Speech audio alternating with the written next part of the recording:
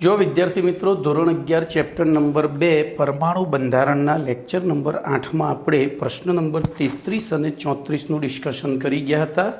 હવે આગળ lecture number 9માં પ્રશ્ન નંબર 35થી આગળ ચાલુ કરીશું. એ પહેલાં જો મેં લેક્ચર નંબર 8માં 32 નંબરનો પ્રશ્ન જાણી જોઈને બાકી રાખ્યો હતો, કારણ કે આપણે ગોખવું નથી. બરાબર, કોઈપણ વસ્તુને ગોખ્યા કરતાં સમજીને ચાલીએ તો વધારે આવડે, એ હેતુથી મેં બાકી રાખ્યો હતો. તો પ્રશ્ન નંબર 32 એનો આપણે પ્રશ્ન લખીએ તો વિદ્યુત ચુંબકીય વિકિરણની તરંગ પ્રકૃતિની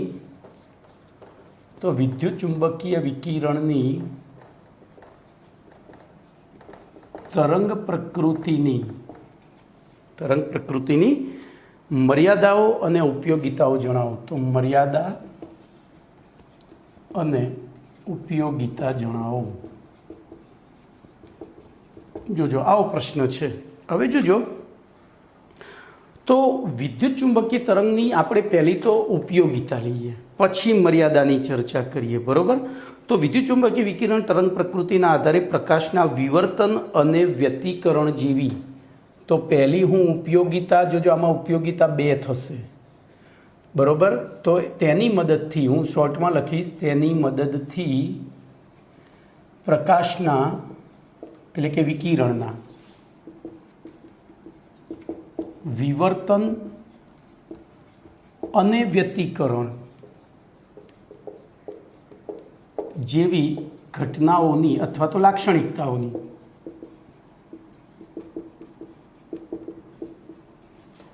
સમજૂતી આપી શકાય છે. આ પહેલી એની ઉપયોગિતા થઈ. વિવર્તન અને વ્યતિકરણ જેવી લાક્ષણિકતાઓની સમજૂતી આપી શકાય છે, પરંતુ તો હવે મર્યાદા. તો તેની મદદથી એક, બોલો ગઈકાલે આપણે 33મો પ્રશ્ન શું ભણ્યા હતા? તો 33મો પ્રશ્ન હતો બ્લેક બોડી રેડિયેશન સમજાવો. શું હતો? 33મો પ્રશ્ન હતો બ્લેક બોડી રેડિયેશન સમજાવો. તો તેની મદદથી BBR એટલે કે બ્લેક બોડી રેડિયેશન એટલે કે કાળા પદાર્થનું વિકિરણ સમજાવી શકાતું નથી. બીજો પ્રશ્ન, પ્રશ્ન નંબર 34 શું હતો? તો 34મો પ્રશ્ન હતો, બોલો યાદ કરો શું હતો? તો ફોટો ઇલેક્ટ્રિક અસર. શું હતો? ફોટો ઇલેક્ટ્રિક અસર. તો બીજું ફોટો ઇલેક્ટ્રિક અસર, પછી ત્રીજો અને ચોથો આર્ટિકલ એ હવે પછી આપણે ભણવાના છે. તો એકચ્યુઅલી ત્રીજો આર્ટિકલ તો તમે કેમેસ્ટ્રીમાં ભણશો જ નહીં, એ ફિઝિક્સમાં ભણવાનું આવશે. તો જુદા જુદા તાપમાને પદાર્થોની ઉષ્મા ક્ષમતા ના મૂલ્યો જુદા જુદા કેમ હોય છે? બરોબર, જુદા જુદા કેમ હોય છે, એટલે કે ઉષ્મા ક્ષમતાના મૂલ્યોમાં તફાવત કેમ પેદા થાય છે. અને છેલ્લો ચોથો એ હાઇડ્રોજન વર્ણપટ. તો હાઇડ્રોજન પરમાણુનો રેખીય વર્ણપટ. તો આ 4 વસ્તુ સમજાવી શકાતી નથી. આ 2 આપણે ભણ્યા છીએ, આ 2 બાકી છે. આ તમે ફિઝિક્સમાં ભણશો, ના કેમેસ્ટ્રીમાં હું ભણાવીશ. આ આવે છે પણ ખાલી વ્યાખ્યા જ આવે છે. ચલો ને, તોય હું પ્રયત્ન કરું કે તમને આવડી જાય. બોલો, આપણે એક લોખંડનો ટુકડો લઈએ છીએ, બોલો એને ગરમ કરવાની શરૂઆત કરી. હાલ 25°C તાપમાન છે. મેં એને ગરમ કરવાની શરૂઆત કરી. તમે વિચારજો, 25°થી 100°C જતાં એને કેટલો વાર લાગશે? પછી 100થી આ 25°C છે, અહીંયા 100°C છે, અને પછી હું એને 700°C લઈ જાઉં. ચલો, તો 0થી 25°થી 100°C જતાં એના એ જ્યોતમાં, જોજો જે આપણે અગ્નિ પેટાવી છે એના જ પેટમાં 10 મિનિટ તમે રાખશો તો 100°C જતો રહેશે. બરાબર, પછી 100થી 200 જતાં, જોજો આપણે મેં સીધું 700 લીધું છે, તો 25થી આપણે અહીંયા 0°C લઈએ. ચલો ને, એટલે તો 100°C વધારવા માટે અહીંયા કેટલો ટાઈમ લાગ્યો? 10 મિનિટ લાગી. તો આ 600 ° માટે કેટલો ટાઈમ લાગવો જોઈએ? તો 60 એના એ જ તાપમાન રાખીએ ને તો પછી તાપમાન વધારો તો ના ચાલે. એટલે અહીંયાથી તમે તમારી જ્યોતની તીવ્રતા વધારો તો ના ચાલે. જ્યોતની તીવ્રતા અચળ રાખવાની. તો બોલો, શું 60 મિનિટમાં આ 700 ° પહોંચી જશે? નહીં પહોંચે. એટલે કે જેમ તાપમાન વધે એમ એની ઉષ્મા ગ્રહણ કરવાની ક્ષમતા શું થતી જાય છે? ઘટતી જાય છે. તો કેમ ઘટે છે? ઉષ્મા ગ્રહણ કરવાની ક્ષમતા ઘટતી જાય છે. તો કેમ ઘટે છે એ બાબત આના આધારે સમજાવી શકાતું નથી. એવી રીતે હાઇડ્રોજન પરમાણુનો રેખીય વર્ણપટ આપણે જ્યારે ભણીશું ત્યારે હું ચલાવીશ. ચલો, આપણે તો આ થઈ એની મર્યાદાઓ. તેની મદદથી આપણે એવું લખીશું, નીચેની બાબતો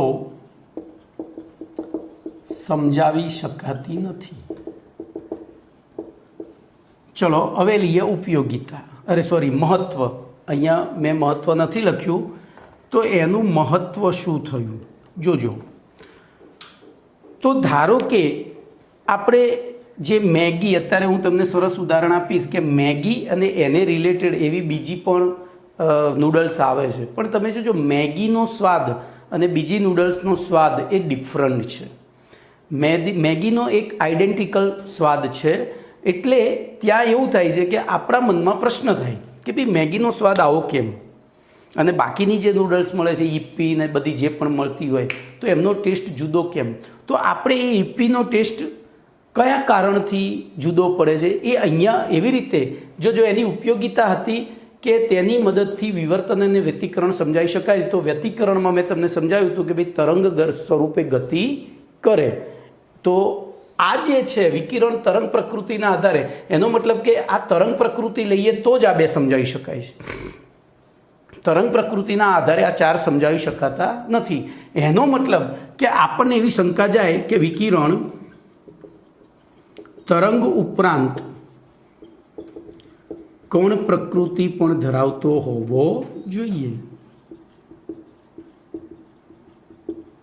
તો ટૂંકમાં એનું મહત્વ એટલું જ છે કે આપણને એક નવા સંશોધન તરફ એ દોરી જાય છે. એના મદદથી આ બે સમજાવી શકાય, ચાર ના સમજાવી શકાય. એનો મતલબ કે આ ચાર તરંગ પ્રકૃતિના આધારે નથી સમજાવતા, તો શેની આધારે સમજાવવામાં આવે છે? કણ પ્રકૃતિના આધારે. તો એનો મતલબ કે વિકિરણ તરંગ ઉપરાંત કણ પ્રકૃતિ પણ ધરાવે છે. તો આમ આપણને એની ઉપયોગિતા ગણો કે મહત્વ ગણો, આ બે ઉપયોગિતામાં આવે ને મહત્વમાં આવે. એટલે મેં અંદર પેમ્પલેટમાં જે જવાબ લખ્યો છે એમાં બે ભેગું લખી દીધું છે. પહેલો આ મુદ્દો છે, પછી આ છે, ને પછી આ, એ ઉપયોગિતા ભેગી. તો આ પરિચયમાં લખ્યું છે, આ મર્યાદા સમજાય છે, પછી ઉપયોગિતા અથવા મહત્વ અહીંયા એક જ વસ્તુ થશે. તો અહીંયા તમારો 32 નંબરનો પ્રશ્ન પૂરો થયો. હવે આપણે વાત કરીશું પ્રશ્ન નંબર 35ની. 33, 34 મેં લેક્ચર નંબર 8માં ચલાવી દીધા હતા, અને એ 32 એટલા માટે બાકી રાખ્યો હતો કે બ્લેક બોડી રેડિયેશન અને ફોટો ઇલેક્ટ્રિક અસર સમજ્યા વગર આપણને આ થિયરીમાં ખબર ના પડે, ગોખવું પડે. ચલો, એના પછી પ્રશ્ન નંબર 36ની વાત કરીશું. 34 સુધી ભણ્યા હતા ને, 35ની, બરાબર. તો પ્રશ્ન નંબર 35, વિદ્યુત ચુંબકીય વિકિરણની કણ પ્રકૃતિ સમજાવો. વિદ્યુત ચુંબકીય વિકિરણની કણ પ્રકૃતિ સમજાવો, અથવા પ્લાન્કનો ક્વોન્ટમ સિદ્ધાંત સમજાવો. પ્લાન્કનો ક્વોન્ટમ સિદ્ધાંત જણાવો. જોજો, હવે આ થિયરી સમજતા પહેલાં હું તમને ગઈકાલના બે થિયરીઓ, કાળા પદાર્થનું વિકિરણ અને ફોટો ઇલેક્ટ્રિક અસર, એમાંથી આપણે ફોટો ઇલેક્ટ્રિક અસર ઉપર ફોકસ કરીશું. બોલો, ફોટો ઇલેક્ટ્રિક અસરની અંદર શું હતું? તો હું ફરીથી આકૃતિ દોરીશ. એક આવી શૂન્યાવકાશી નળી હતી. બોલો, એની અંદર આપણે એક રિસેપ્ટર અને અહીંથી એક ધાતુની પ્લેટ મૂકી હતી. આ ઋણ ધ્રુવ હતો, આ ધન ધ્રુવ હતો. બોલો, અહીંથી જે ટ્યુબલાઇટ આપણે ચાલુ કરી હતી એનો પ્રકાશ અહીંયા પડ્યો. જોજો, અહીંયા એ મીટર ગોઠવ્યું હતું, તો બેટરીનું જોડાણ કર્યું છે, એટલે બોલો અહીંથી ઇલેક્ટ્રોન નીકળીને અહીંયા તો પહોંચી જ ગયા હતા. અહીંથી ઇલેક્ટ્રોન નીકળીને અહીંયા તો પહોંચી જ ગયા હતા, બરાબર, પણ એ આગળ કેમ નહોતા જઈ શકતા? તો અહીંયા શૂન્યાવકાશ હતું અને શૂન્યાવકાશમાં ઇલેક્ટ્રોન વહન કરી શકતા નથી. તો ત્યાં સુધી આ એમીટર 0 રીડિંગ દર્શાવતું હતું, પણ જ્યારે પ્રકાશ પડ્યો તો એ ઇલેક્ટ્રોન અહીંથી આમ આવવા લાગ્યા. જોજો, બરાબર, એ ઇલેક્ટ્રોન અહીંથી આમ લાવવા લાગ્યા અને અહીંયા એ મીટર રીડિંગ દર્શાવવા માંડ્યું. તો આ ફોટો ઇલેક્ટ્રિક અસર છે. હવે હું તમને એક બીજું ઉદાહરણ આપીશ આપણા દૈનિક જીવનનું. બોલો, મારી પાસે એક 100 ફૂટ લાંબી ગાર્ડન પાઇપ છે.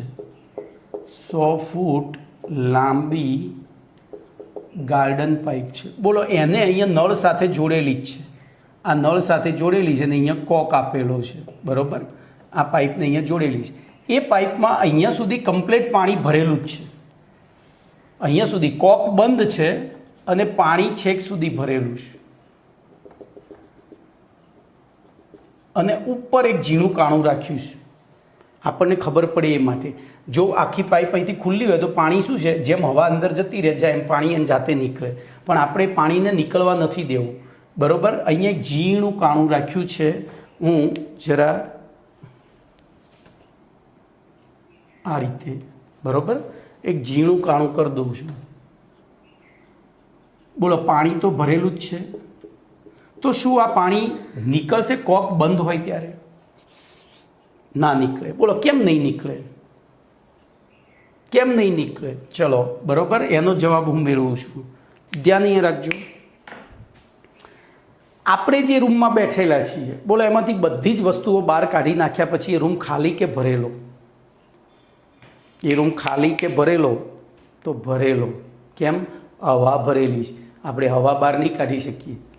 બોલો, એ ભરેલા રૂમમાં હવા ભરેલી છે, એમાં આપણે ચાલી શકીએ છીએ? સાહેબ, આવા વાહિયાત પ્રશ્ન શું કરવા પૂછો છો? ચાલી જ શકાય ને. તો જો વાયુ ભરેલો છે, આપણે ચાલી શકીએ છીએ, બરાબર. હવે હું એ રૂમની અંદર આખું, એટલે કે સ્વિમિંગ પુલ લઈ લઉં, આખું પાણીથી ભરેલું છે. બોલો, એમાં આપણે ચાલવાનું છે, ચાલી શકીએ છીએ? નહીં ચાલી શકતા. ચોમાસામાં ઘેર નહીં આવતા. ચોમાસામાં આપણે અમદાવાદ તો સ્વિમિંગ પુલ જેવું જ હોય છે, બરાબર. તો એમાં પણ ચાલી શકીએ છીએ. હવે હું આ રૂમને આખો રેતીથી ભરી દઉં. જોજો, પહેલા પ્રયોગમાં મેં વાયુ લીધો, બીજામાં પ્રવાહી લીધો, ત્રીજામાં ઘન લીધો. બોલો, ખબર પડી? તો વાયુમાં ચાલી શક્યા, પછી પ્રવાહીમાં ચાલી શક્યા, પણ ઘનમાં ના ચાલી શક્યા. બોલો, કેમ? તો પહેલું આપણે વિચારીએ વાયુમાં કેમ ચાલી શક્યા. તો જેમ આપણે આગળ ચાલીએ છીએ એમ વાયુ સરળતાથી, આગળનો વાયુ પોતાનું સ્થાન છોડી પાછળ જતો રહે છે. પ્રવાહીમાં જોજો, વાયુ કરતાં પ્રવાહીમાં ચાલવું મુશ્કેલ છે. તમે આખો દિવસ જો ધારો કે સ્વિમિંગ પુલમાં ચાલો ને તો થાકી જવાય. આમ જેટલો આપણે થાક નોર્મલ લાગે હવામાં, એના કરતાં એમાં વધારે લાગે, કારણ કે પાણીની આંતરાળીય આકર્ષણ વધારે છે, એટલે એના અણુઓ સહેલાઈથી પોતાનું સ્થાન નહીં છોડે વાયુના જેમ. તો એ પણ પાણી આગળથી પાછળ જાય છે. પણ રેતીથી ભરેલો હોય અથવા આ રૂમ આખો ઘઉંથી ભરેલો હોય તો આપણે એમાં ચાલી શકતા નથી. ચલો, બીજું ઉદાહરણ આપું. સ્પેસની અંદર સાયન્ટિસ્ટને બહાર કોઈ જે સ્પેસ સ્ટેશન છે એની બહાર કોઈ રિપેરિંગ કામ કરવું હોય, શું કરવું પડે? પોતાના પેટે દોરડું બાંધીને જવું પડે, નહીંતર એ પાછો ના આવી શકે. કારણ કે જતી વખતે તો એ શું કરે, સ્પેસ શટલને ધક્કો મારીને જ્યાં જવું છે ત્યાં પહોંચી જાય, કારણ કે ત્યાં તો કશું છે જ નહીં, શૂન્યાવકાશ છે જ નહીં. અરે, આવું કશું છે જ નહીં, શૂન્યાવકાશ છે. તો ત્યાં એ પેલા પોતાના આઘાત અને પ્રત્યાઘાત, ન્યૂટનની ગતિના ત્રીજા નિયમ પ્રમાણે ધક્કો મારે એટલે એનું શરીર આમ જતું જાય, પછી જ્યાં પહોંચવું છે ત્યાં જઈને કંઈક હેન્ડલ જેવું હોય પકડી લે એટલે ઊભો થઈ જાય. ત્યાં પછી એને કશું કરવાનું જોઈએ, એ પકડીને ઊભો થઈ ગયો, પછી રિપેરિંગ કામ કરી અને પછી જે પેટે દોરડું બાંધેલું છે એને રોપ, એટલે તો પેલી ડાન્સમાં એક આવે છે મૂન વોક, એ છે ને જે આમ ચાલતા હોય છે, એ શું છે એકચ્યુઅલી દોરડું પકડીને ચાલે છે લોકો. તો સ્પેસમાં આપણે કેમ નથી ચાલી શકતા? તો સ્પેસમાં કશું જ નથી. જોજો, રેતી ભરેલો રૂમ હોય કે સ્પેસ હોય, બે સરખા છે. કેમ? તો હવે મારું સનાતન સત્ય વાક્ય સાંભળજો. દુનિયાનો કોઈ પણ કણ પોતાનું સ્થાન ત્યારે જ છોડી શકે જ્યારે બીજો કણ એનું સ્થાન લે. દુનિયાનો કોઈ પણ કણ પોતાનું સ્થાન ત્યારે જ છોડી શકે જ્યારે બીજો કણ એનું સ્થાન લે. તો હવે વિચારીએ, ધ્યાન રાખજો, હું આ વાલ્વને ખોલી નાખું તો શું થશે? અહીંથી નવું પાણી એન્ટર થશે એટલે બોલો અહીંયાથી પિચકારી વાગશે, પાણી તો જેવો તમે વાલ ખોલશો એવું જ. તો એવી રીતે અહીંયા તો ઇલેક્ટ્રોન અહીંયા સુધી તો પહોંચેલા જ હતા, પણ એ કેમ વહન નહોતા પામતા? કારણ કે એનું સ્થાન લેવા માટે કોઈ હતું નહીં, વચ્ચે શૂન્યાવકાશ હતું.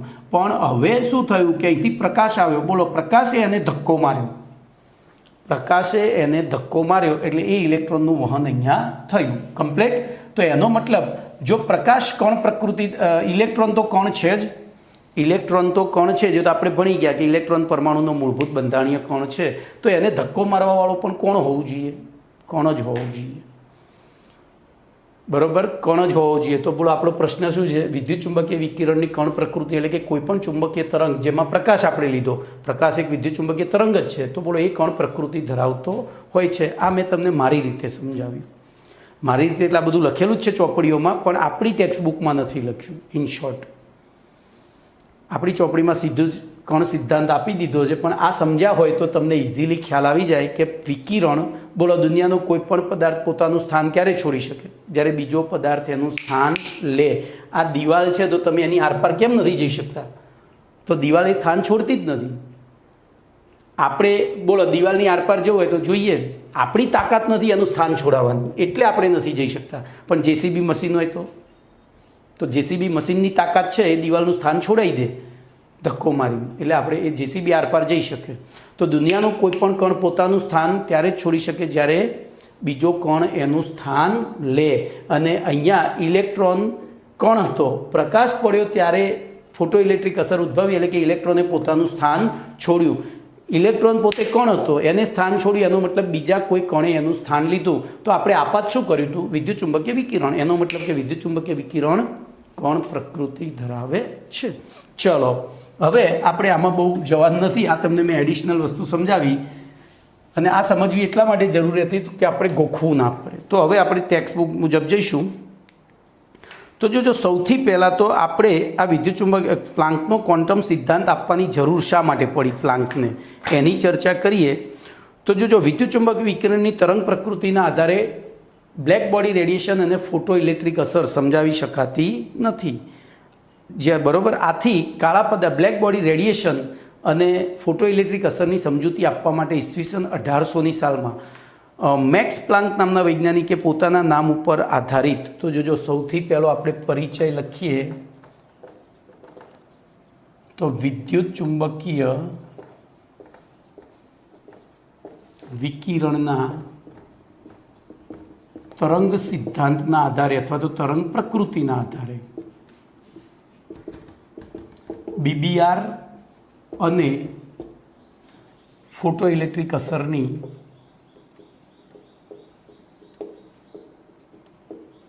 સમજૂતી આપી શકાતી નથી. બોલો, આ સમજૂતી આપી શકાતી નથી, તો એ સમજૂતી આપવા માટે તેથી ઈસવીસન 1900ની સાલમાં, ભાઈ હું ભૂલથી આગળ 1800 બોલ્યો તો 1900 આવે, 1900ની સાલમાં મેક્સ પ્લાન્ક નામના વૈજ્ઞાનિકે બોલો કયો સિદ્ધાંત આપ્યો? પોતાના નામ ઉપરથી એક સિદ્ધાંત આપ્યો જેને પ્લાન્કનો ક્વોન્ટમ સિદ્ધાંત કહે છે. હવે આ સિદ્ધાંત ઈસવીસન 1905માં આઇન્સ્ટાઈને શું કર્યું? તો એનો વિકાસ કર્યો.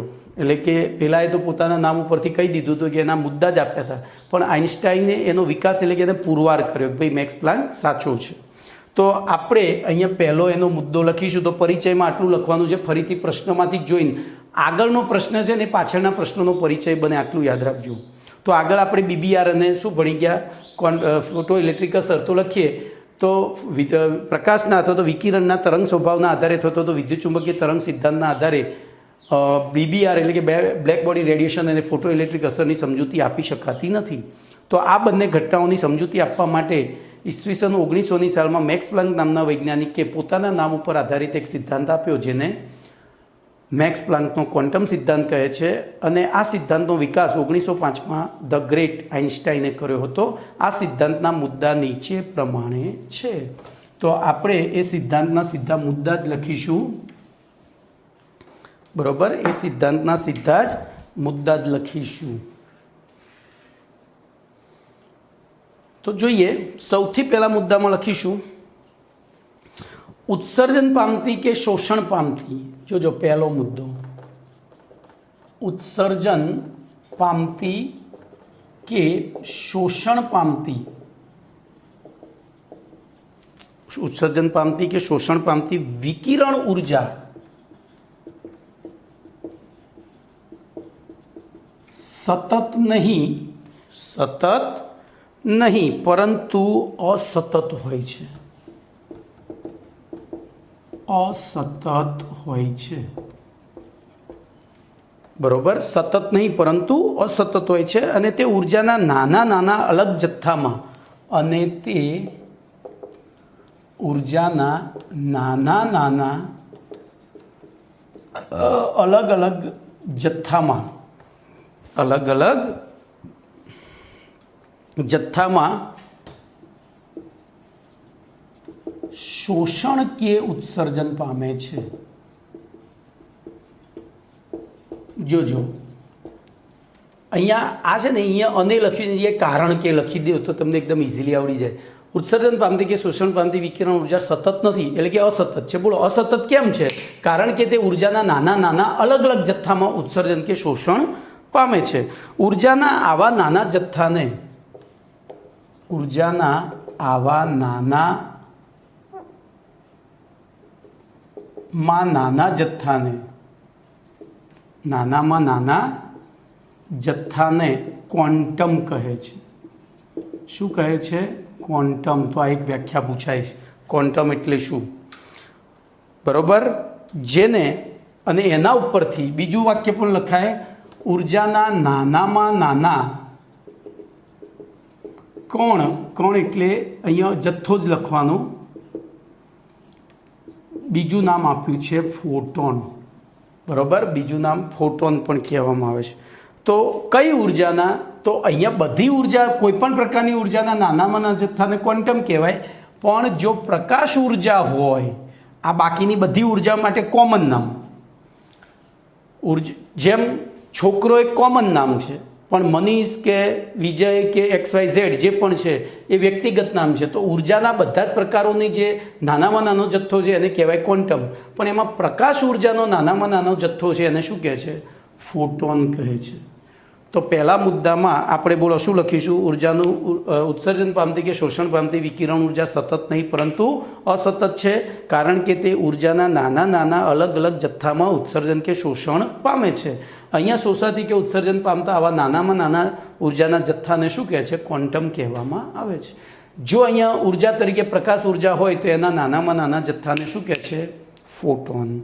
ચલો બીજો મુદ્દો જોઈએ. તો બીજા મુદ્દામાં બીમાં દરેક ક્વોન્ટમની ઉર્જા, જે અહીંયાથી આ ઉર્જાનો નાનામાં નાનો જથ્થો એટલે કે ક્વોન્ટમ ઉત્સર્જિત થાય છે, એ ક્વોન્ટમની ઉર્જા તેની આવૃત્તિના સમપ્રમાણમાં હોય છે. તો દરેક ક્વોન્ટમની ઉર્જા તેની આવૃત્તિ, હવે જોજો આવૃત્તિની સંજ્ઞા ન્યુ હતી, આવૃત્તિના સમપ્રમાણમાં હોય છે. અહીંયા હું તમને ખ્યાલ આવે એટલે થોડું સંજ્ઞાઓ વચ્ચે લખીશ. ઉર્જા E તેની આવૃત્તિ ન્યૂના સમપ્રમાણમાં હોય છે. એટલે કે E ચલે છે ન્યૂ, ઇમ્પ્લાઇઝ E બરાબર h ન્યૂ. જો ચલન છે, ચલનને સમતામાં ફેરવો એટલે કે અચળાંક મૂકવો પડે, તો જ્યાં h બરાબર પ્લાન્ક અચળાંક અને એનું મૂલ્ય છે 6.67 ઇન્ટુ 10⁻³ જૂલ ઇન્ટુ સેકન્ડ. શું છે? 6.6 ઇન્ટુ 10⁻³ જૂલ ઇન્ટુ સેકન્ડ, અથવા તો 10⁻27 અર્ગ ઇન્ટુ સેકન્ડ, બરોબર. MKS પદ્ધતિમાં લો તો જૂલ ઇન્ટુ સેકન્ડ લેવાનો આ MKS, અથવા તો 6.67 ઇન્ટુ 10⁻27 અર્ગ ઇન્ટુ સેકન્ડ. બોલો આ MKS પદ્ધતિ થઈ, આ CGS પદ્ધતિ થઈ. બોલો કમ્પ્લીટ. પહેલી MKS થઈ, બીજી CGS થઈ. ચલો એના પછી C મુદ્દો. તો એમાં આપણે લખવાનું છે પદાર્થ વડે શોષાતી કે ઉત્સર્જન પામતી કુલ ઉર્જા ક્વોન્ટમ ઉર્જાના કોઈપણ પૂર્ણાંક સંખ્યાના ગુણાકાર બરાબર હોય છે. તો પદાર્થ વડે શોષાતી કે ઉત્સર્જિત થતી કુલ ઉર્જા. હવે જોજો, ઉર્જાનો નાનામાં નાનો કોણ છે? ક્વોન્ટમ. ક્વોન્ટમની ઉર્જા છે E/h². ધારો કે એક પદાર્થ લઉં, એ પદાર્થ ઉપર 1,00,000 ક્વોન્ટમ પડતા હોય તો બોલો આ પદાર્થ દ્વારા શોષાતી ઉર્જા કેટલી થાય? 1,00,000 ક્વોન્ટમની ઉર્જા જેટલી. એટલે કે ક્વોન્ટમની ઉર્જા તો શું છે?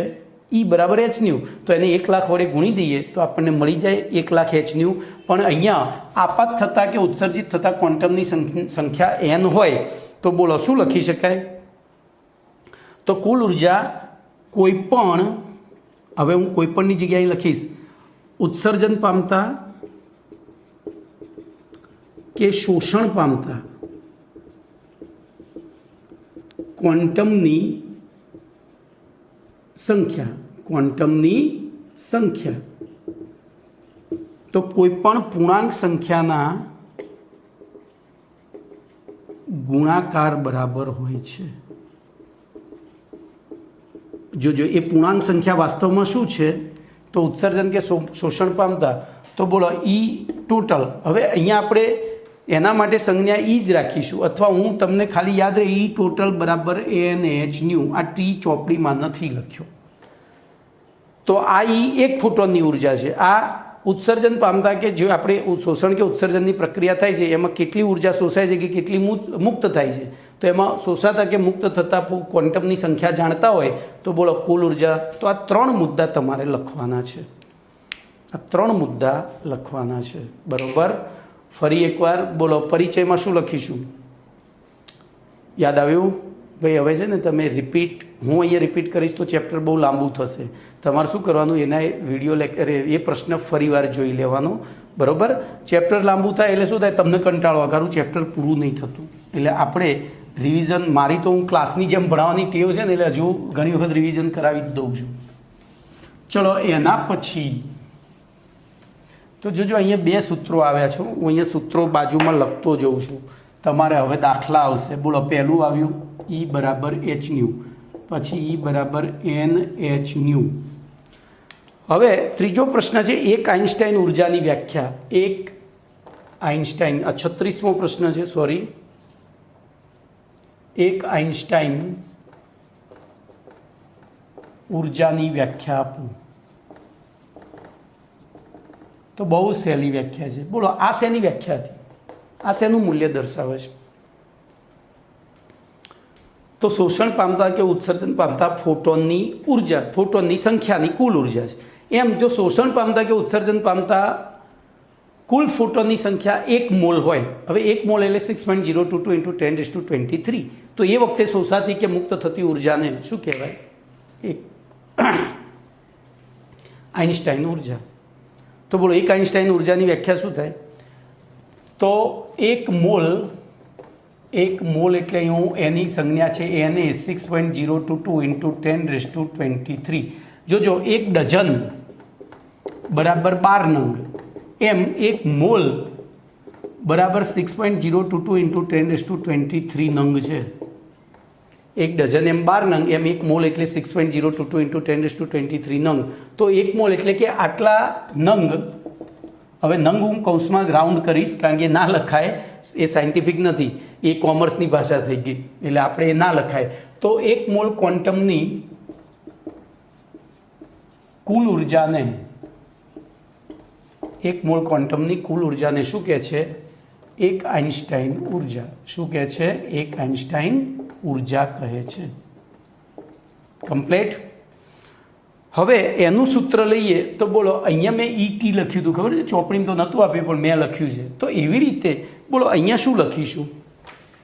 તો Eની આગળ એને E લખવું પડે. કેમ? તો આપણે Eને એને વડે ગુણીએ છીએ, પણ E બરાબર તો શું છે? h². તો એને h². હવે જોજો, ગઈકાલે એટલે આના પહેલાં 1-2 લેક્ચર પહેલાં આપણે કેટલીક વ્યાખ્યાઓ ભણ્યા હતા. એમાં હું પ્રશ્ન નંબર તમને કહી દઉં. પ્રશ્ન નંબર 30, એમાં તમે આવૃત્તિની વ્યાખ્યા ભણી ગયા હતા અને આવૃત્તિની સૂત્ર હતું ν બરાબર c/λ. બરાબર. તો એ કિંમત આમાં મૂકીએ તો એને hc/λ. બરોબર, NaE આ શું થયું? NaE એટલે એક આઇન્સ્ટાઈન ઉર્જા. તો બોલો આપણને એક નવું સૂત્ર મળ્યું, NaE બરાબર NaHc/λ અથવા Na, અરે અહીંયા એ સ્મોલ નહીં કરવાનો ભાઈ, નહીંતર સોડિયમ થઈ જશે, Hν કરી દેવાનું ખાલી. બરોબર, ચલો એના પછી આ બધા એક એક 2-2 માર્ક્સના પ્રશ્નો છે. પ્રશ્ન નંબર 37 લઈએ અને પછી આવશે દાખલા. તો પ્રશ્ન નંબર 37. તો પ્રશ્ન નંબર 37માં ફોટો ઇલેક્ટ્રિક અસરના કારણે ઉત્સર્જિત ફોટો ઇલેક્ટ્રોનની ગતિ ઉર્જા, ધાતુની થ્રેશોલ્ડ આવૃત્તિ અને ધાતુનું કાર્ય વિધેય. જોજો અહીંયા પ્રશ્ન ફોટો ઇલેક્ટ્રિક અસરના કારણે ઉત્સર્જિત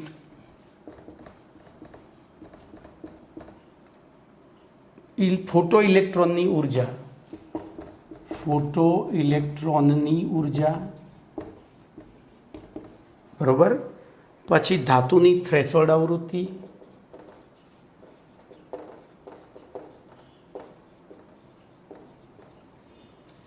અને ધાતુના કાર્ય વિધેય, અને ધાતુના કાર્ય વિધેયનું સૂત્ર જણાવો. સૂત્રો જણાવો, આવો પ્રશ્ન છે. બરોબર, તો ધ્યાન રાખજો આપણે આમાં સૂત્રો લખવાના છે જે આપણા અભ્યાસક્રમમાં ખાલી સૂત્રો સ્વરૂપે છે. આ બધા ફિઝિક્સના આર્ટિકલ છે, તમને કહી દઉં પહેલાં તો. કેમેસ્ટ્રી શીખવા માટે જરૂરી છે. આપણે પરમાણુનું બંધારણ શીખવું છે ને.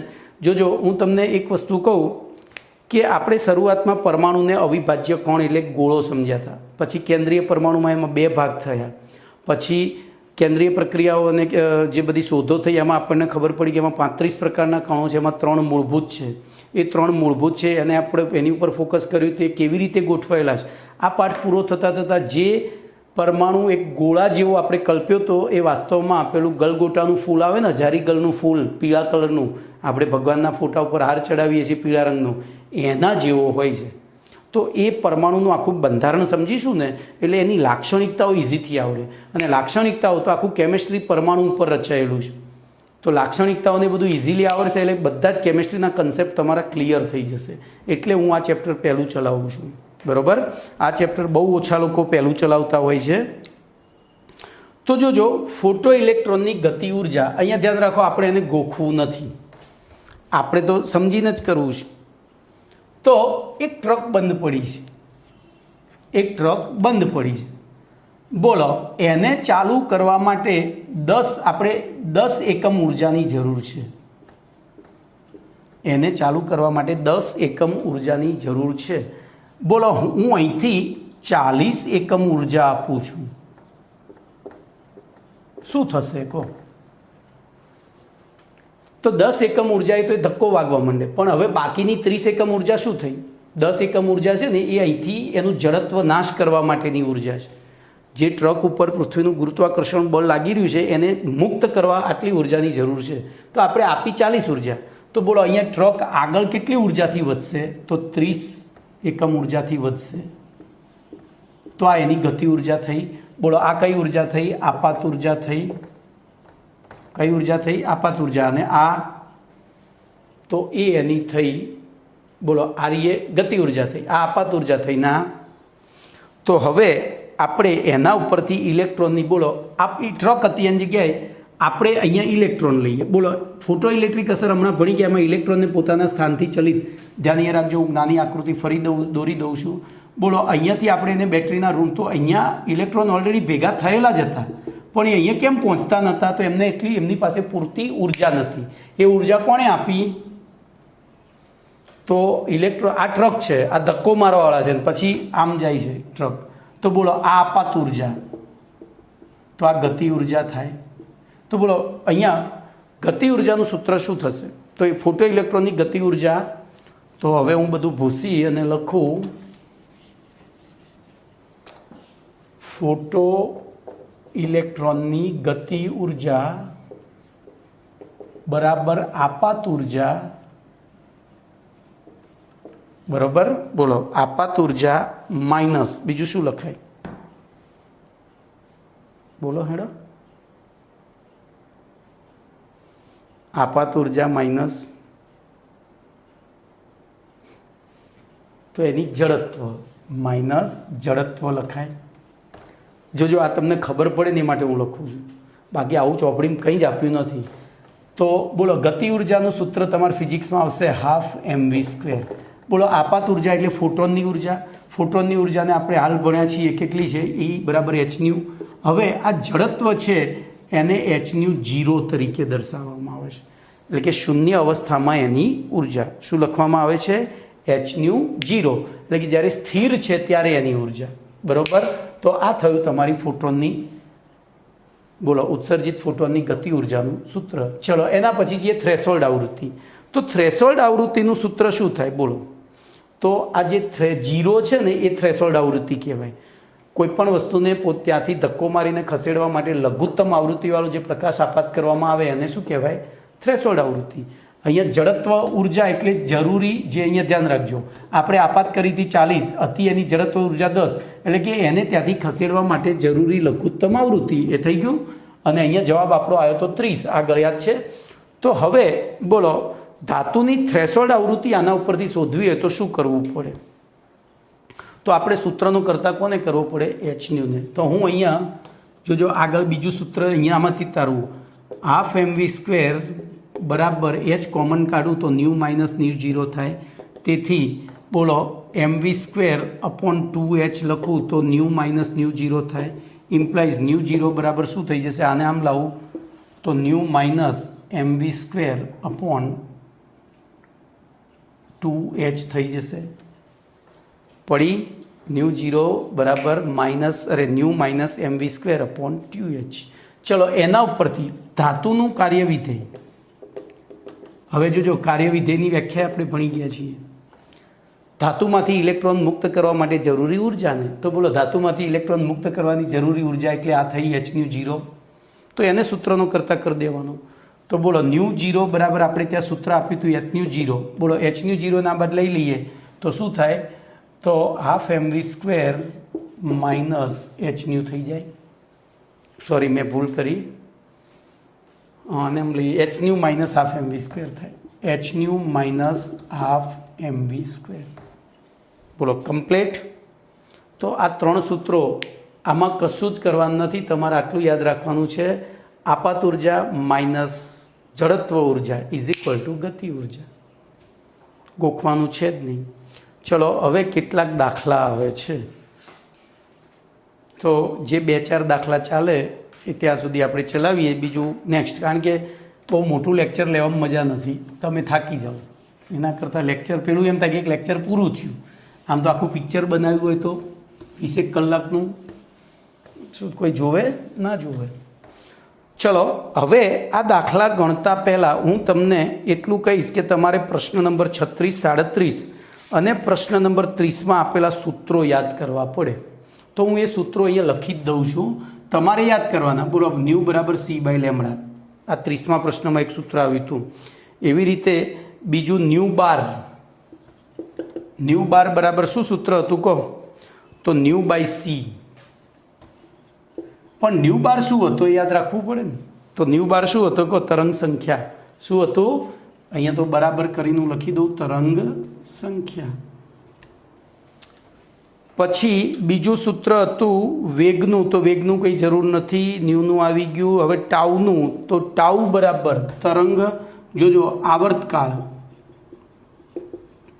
તો ટાઉ બરાબર 1/ν હતું, યાદ કરો 1/ν. તો આટલા સૂત્રો હાલ પૂરતા આવડતા હશે તો અત્યારે જે દાખલા હું ચલાવવા જઈ રહ્યો છું એ આવડશે. એટલે ખાસ તમારે પ્રશ્ન નંબર 30, 36 અને 37માં જે 3 સૂત્રો છે તૈયાર કરવાના. ચલો આપણે દાખલા નંબર 4થી શરૂ કરીએ. તો N4 હું સીધું બાયફર્ગેશન કરીશ ભાઈ, રકમ તમારી પાસે છે જ. સોડિયમ લેમ્પથી ઉત્સર્જિત થતા પીળા પ્રકાશની તરંગ લંબાઈ, બોલો તરંગ લંબાઈ, એની સંજ્ઞા છે લેમ્બડા. લેમ્બડા બરાબર 580 નેનોમીટર હોય તો આવૃત્તિ ન્યૂ બરાબર કેટલા બોલો, અને તરંગ સંખ્યા ન્યૂ બાર બરાબર કેટલા. જોજો હવે તમને જે તે ભૌતિક રાશિની સંજ્ઞા નહીં આવડતી હોય તો દાખલા નહીં આવડે, આ તમને કહી દઉં. તો તમારે વ્યાખ્યા, એની સંજ્ઞા, એનું સૂત્ર બધું જ યાદ રાખવું પડે. તો અહીંયા આપણે જઈએ, બોલો આપણે ન્યૂ શોધવો છે, તો પહેલું આ સૂત્ર મૂકીશું. તો ન્યૂ બરાબર સી બાય લેમડા. હવે સી શું છે? તો પ્રકાશનો વેગ છે, અને પ્રકાશનો વેગ શૂન્યાવકાશમાં અચળ છે. કેટલો? તો 3 × 10⁸ મીટર પર સેકન્ડ. ચલો લેમડા તો 580 નેનોમીટર. બોલો જવાબ આવી જશે? તો નહીં આવે. કેમ નહીં આવે? તો આ મીટરમાં છે, આ નેનોમીટરમાં છે. તો આપણે એને મીટર બેને તો 10⁸ મીટર પર સેકન્ડ છેદમાં 580 × 10⁻⁹ મીટર. નેનો એટલે 10⁻⁹ થાય. તમે 8મા 9મા 10મામાં ભણીને આવ્યા છો, પહેલા પાઠમાં આપણે ફરી ભણીશું, બરાબર? તો હવે છેદ ઉડાડો તો આ ઉપર ગયા એટલે બોલો 17 થઈ ગયું. 8ને અને 3ને 580 વડે ભાગો એટલે તમારો જવાબ આવશે. હું કેલ્સી ચલાવું ને તો એક કામ કરું, જોજો આને ઉપર લઈ જાઉં એટલે 3 × 10⁻17 છેદમાં 580. બોલો હું આને 3000 કરી દઉં. 3000 × 10⁻14 કરું છેદમાં 580 બરાબર. તો 3000 ભાગ્યા 580 કરીએ તો જવાબ તમારો 5.17 × 10⁻14. હવે જોજો આવૃત્તિનો એકમ શું હતો? હર્ટ્ઝ અથવા સેકન્ડ ઇન્વર્સ. તો એઝેડ ઓર સેકન્ડ ઇન્વર્સ. જો તમે આખો દાખલો ગણ્યો છે અને એકમ નહીં લખ્યો તો અડધો માર્ક્સ કાપી લેશે. 11-12 સાયન્સમાં એક ભૂલે અડધો માર્ક્સ કપાય. હવે જોજો 2 માર્ક્સનો પ્રશ્ન હોય, તમે 2 ભૂલ કરો ને ત્યાં સુધી 1 માર્ક્સ મળે, પણ ત્રીજી ભૂલ કરો એટલે પછી અડધો ના મળે, ગયો. 3 માર્ક્સનો પ્રશ્ન હોય તો 3 ભૂલ કરો ત્યાં સુધી માર્ક્સ મળે, ચોથી ભૂલ કરો એટલે પછી એ 0 માર્ક્સ થઈ જાય. એટલે તમે એવું વિચારો કે 10મા ધોરણમાં મેં આટલા બધું મારા માર્ક્સ હતા, તો 10મા ધોરણમાં આવું કંઈ નિયમ જ નહોતો, ક્રાઇટેરિયા જ નહોતો ચેકિંગનો. આમાં ચેકિંગનો ક્રાઇટેરિયા છે. 1 ભૂલે અડધો જાય, 2 ભૂલે 1 જાય, 3 ભૂલે 1.5 જાય, ચોથી ભૂલ થઈ એટલે ભૂલી જવાનું, પછી એ પ્રશ્ન જ ભૂલી જવાનો, 0 થઈ જાય, બરાબર? ચલો એના પછી હજુ આપણે અહીંયા ન્યૂ બાર શોધવાનો છે. બોલો ન્યૂ બારનું સૂત્ર શું છે? તો ન્યૂ બાર બરાબર ન્યૂ બાય સી. ચલો ન્યૂ તરીકે શું લઈશું?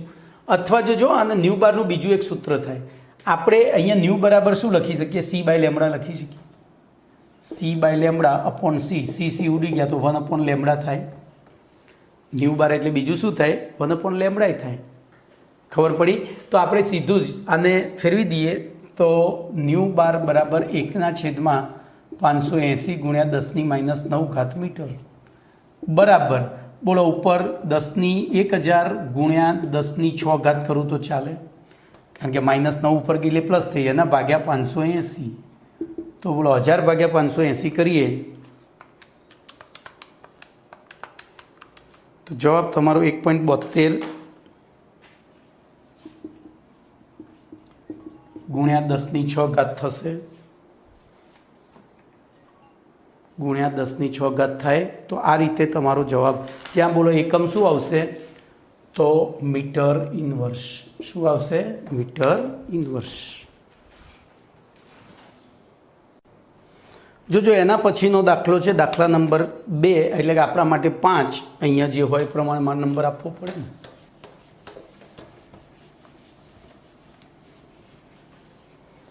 તો N5માં આપણને પૂછ્યું છે આવૃત્તિ ન્યૂ બરાબર 3 × 10⁻15 હર્ટ્ઝ. તો ફોટોનની ઉર્જા E બરાબર કેટલા? બોલો. પતી ગયો દાખલો.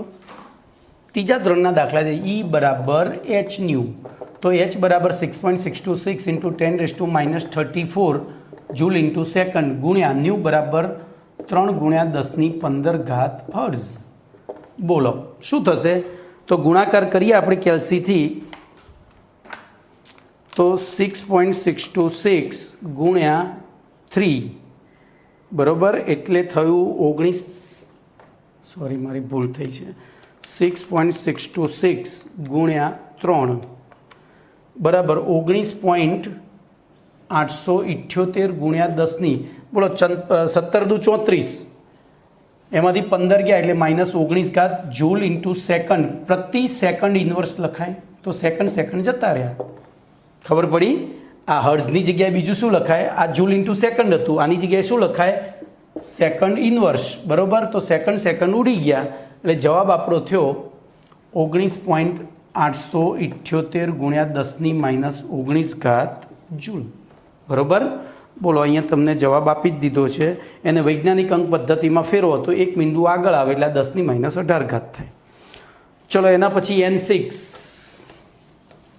ભાઈ આ સૂત્રો આ બધા જીનીટમાં પૂછાયેલા દાખલા છે, તમને કહી દઉં MCQમાં પૂછાયેલા છે, એટલે આમ તમને એવું લાગે કે આવા તો આવડે, પણ એ અત્યારે વિચારો ને તો આવડે. તો લેમ્બડા બરાબર 0.50 એંગસ્ટ્રોમ માટે E ગણો. બોલો, તો E અહીંયા સૂત્ર સીધું જ આપણને યાદ જ રહેવું જોઈએ, ન્યૂ નહીં લખવાનું, HC બાય લેમ્બડા. બોલો H 6.626 into 10⁻34 joule into second ગુણ્યા C 3 ઇન્ટુ 10⁸ મીટર પર સેકન્ડ છેદમાં, હવે જો આ મીટર છે તો આ મીટરમાં જોઈએ તો 0.50 ગુણ્યા 10ની -10 મીટર, તો 0.5 ગુણ્યા 10ની -10 મીટર કરી દો. તો બોલો મીટર જો સેકન્ડ ઉડી ગયા, જે આવે જવાબ. તમારો જવાબ આવશે 3.98 ગુણ્યા 10ની -15 જૂલ. ચલો 7મો દાખલો લઈ લો. N7. બોલો N7માં આપણને એવું કીધું છે આવર્તકાળ T બરાબર, જો આવર્તકાળ T નહીં લખાય, ટાઉ લખાય. તો આવર્તકાળ ટાઉ બરાબર 2 ગુણ્યા 10ની -10 સેકન્ડ છે. તો એની તરંગ લંબાઈ લેમ્બડા શોધવાની છે, આવૃત્તિ ન્યૂ શોધવાની છે અને તરંગ સંખ્યા ν12 શોધવાની છે. બરોબર, બોલો શું કરીશું? તો આવર્તકાળનું સૂત્ર છે, પહેલું ન્યૂ મળી જાય તો આપણે શરૂઆત કરીએ. ન્યૂ બરાબર 1/τ લખાય. ટાઉ બરાબર 1/ન્યૂ હોય તો ન્યૂ બરાબર 1/τ, તો 1/2 ઇન્ટુ 10⁻10 સેકન્ડ, એટલે કે 1/, તો 0.5 ગુણ્યા 10⁻10 સેકન્ડ ઇન્વર્સ થયું. બોલો પહેલો જવાબ મળી ગયો. હવે તો બીજો જવાબ ન્યૂ બરાબર શું થાય? C by lambda. તો ઇમ્પ્લાઇઝ લેમ્બડા બરાબર તો ન્યૂ બાય C, તો 0.5 ગુણ્યા 10⁻10 છેદમાં 3 ગુણ્યા 10⁸ મીટર પર સેકન્ડ. આ સેકન્ડ ઇન્વર્સ, તો સેકન્ડ ગયા ઉપર જતું રહ્યું. બોલો લેમ્બડા બરાબર શું થશે? 1 મિનિટ, મારી ભૂલ નહીં થઈ. લેમ્બડા બરાબર મારી ભૂલ જ થઈ, મારી ભૂલ થઈ ભાઈ. આપણે શોધવો છે લેમ્બડા, તો લેમ્બડા આમ ગયો તો C બાય ન્યૂ. બોલો 3 ગુણ્યા 10⁻18 મીટર પર સેકન્ડ, સોરી 8 છેદમાં ન્યૂ, અરે આવી ગયો ન્યૂ, તો ન્યૂ આપણી પાસે છે 0.5 ગુણ્યા 10⁻10 સેકન્ડ. બરાબર, ઇન્વર્સ, તો આ જતું રહ્યું. તો જવાબ તમારો મીટર શેમાં આવશે? લેમ્બડાનો મીટરમાં. તો આપણે એને મીટરમાંથી એંગસ્ટ્રોમમાં કે એમાં ફેરવી શકીએ. અને પછી બોલો ν12 શોધો છે, તો ν12 બરાબર 1/લેમ્બડા લઈ લેવાનું. બરાબર, 1/લેમ્બડા પણ લઈ શકાય, અથવા તો બીજું શું લઈ શકાય? બોલો આનું ઊંધું જ થાય ને, આનું ઊંધું થઈ જાય. આ જો 1/ν કરું એટલે લેમ્બડા બાય C થાય. ઓકે, તો આવડશે. આ દાખલો છેલ્લો મેં જાણી જોઈને અધૂરો રાખ્યો છે, જોઈએ કેટલા પૂરો કરે છે. અને આગળના દાખલા પછી આપણે ગણીશું. તમારે પ્રયત્ન ચાલુ રાખવાનો છે.